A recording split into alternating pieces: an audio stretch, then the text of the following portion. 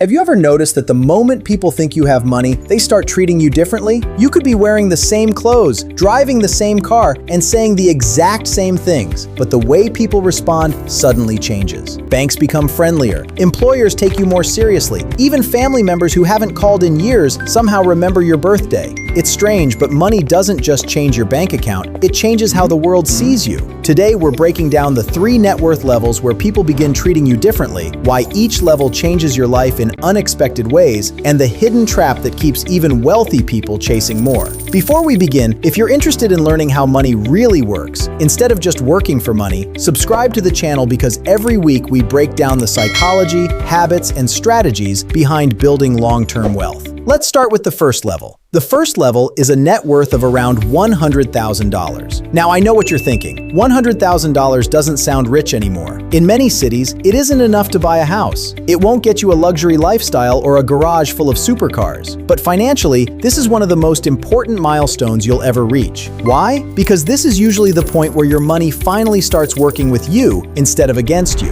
When you only have a few $1,000s invested, even a great year doesn't change your life very much. But once your investments become larger, every percentage of growth suddenly becomes meaningful. A 7% return on $1,000 is only $70. A 7% return on $100,000 is $7,000.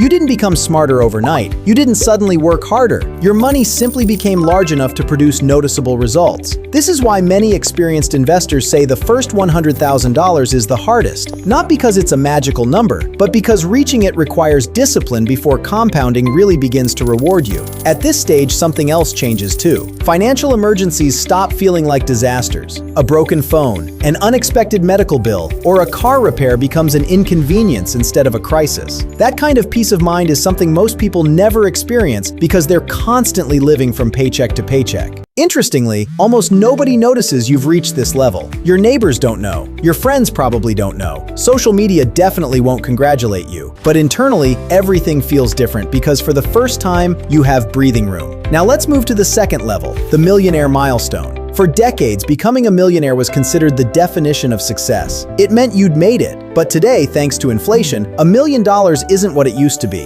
It's still an incredible achievement, but it doesn't automatically mean luxury yachts and private islands. What it does change is how institutions treat you. Banks suddenly have better products for you. Investment firms actually compete for your business. Financial advisors start returning your calls. Companies begin offering services that weren't available before. Why? Because people with significant assets tend to generate long-term business. Wealth attracts opportunity, and businesses know it. At this level, you also begin thinking differently about money. Most people spend first and invest whatever is left. Wealthy people usually do the opposite. They invest first and spend what's left. That small shift completely changes the outcome over decades. Many financially successful people also avoid selling investments unless absolutely necessary. Instead, they let their assets continue growing while using other financial strategies to meet their spending needs. The biggest change at this level isn't necessarily your lifestyle, it's your confidence. You stop checking your bank balance before buying groceries. You stop worrying about every unexpected expense. Money becomes a tool instead of a constant source of stress. The third level is financial freedom. This level isn't defined by one exact number because everyone's lifestyle is different. For one person, it might be $3 million. For another, it could be $5 million or more. The real definition isn't the amount. It's the moment your investments generate enough income to comfortably pay for your life without relying on a paycheck. Think about how powerful that is. Imagine waking up tomorrow knowing your bills are already covered. Not because someone gave you money, not because you won the lottery, but because years of consistent investing built assets that now work for you. That's a completely different way to live. People at this stage negotiate differently because they aren't negotiating from fear. They can walk away from bad jobs, toxic clients, or unhealthy situations because they have options. And options are one of the greatest forms of wealth. Time becomes more valuable than money. They start asking different questions. Instead of asking, "Can I afford this?" they ask, "Is this worth my time?" That's a huge mindset shift. But there's another side to financial freedom that almost nobody talks about. The more successful you become, the more attention you attract. Old acquaintances suddenly reconnect. Distant relatives remember your phone number. People come to you with investment ideas, business opportunities, or requests for financial help. Success often brings expectations from other people. That's one reason many wealthy individuals value privacy so much. It's not because they want to hide their success, it's because privacy protects peace. Now here's the biggest lesson from all three levels. None of them automatically makes you happy.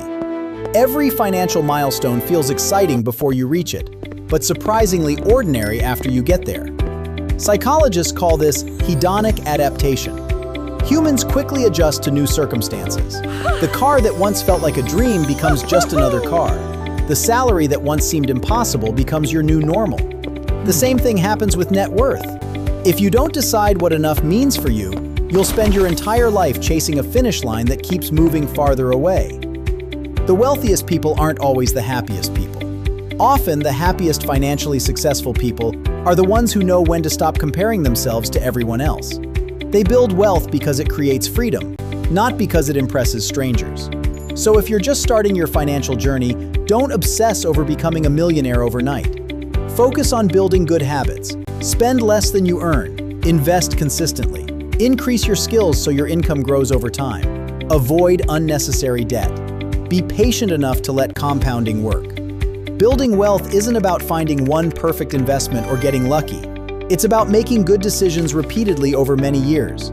Most people underestimate what they can achieve in 10 or 20 years because they're too focused on what can happen in the next 10 days.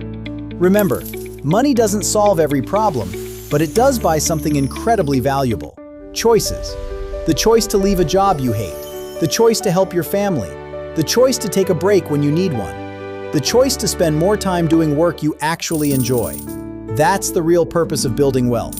Not status, not showing off, freedom. If you enjoyed this video and want more practical lessons about money, investing, and financial psychology, subscribe to the channel because next, we're breaking down the biggest financial mistakes that quietly keep millions of people stuck, even when they're earning a good income. You won't want to miss it.